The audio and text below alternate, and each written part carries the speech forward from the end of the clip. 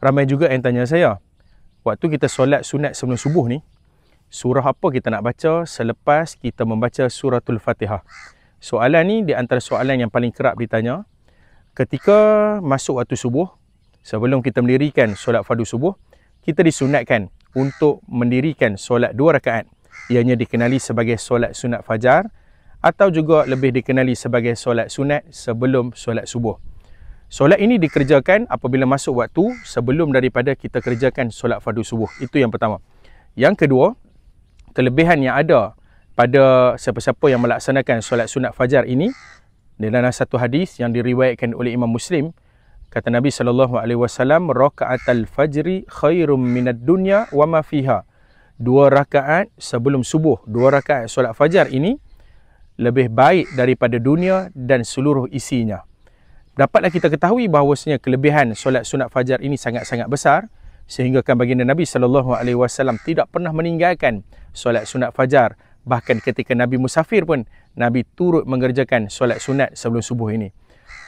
Jadi timbul persoalan, apabila kita mengerjakan solat ini, surah apakah kita disunatkan untuk membacanya selepas kita membaca suratul Fatihah?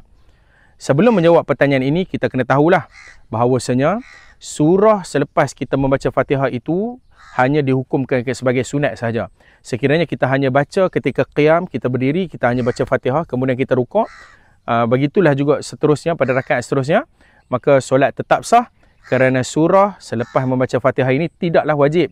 Namun begitu, sangat-sangat rugi sesiapa yang tidak membaca surah selepas Fatihah ini. Maka sesiapa yang nak mendapatkan pahala yang lebih banyak ketika mendirikan solat sunat fajar, maka terdapat di dalam hadis yang diriwayatkan oleh Imam Muslim daripada Abu Hurairah, katanya baginda Nabi SAW ketika mengerjakan solat sunat fajar, iaitu solat sunat sebelum subuh ini, pada rakaat pertama selepas membaca Fatihah, Nabi SAW membaca surah Al-Kafirun, iaitu Qul ya ayyuhal kafirun.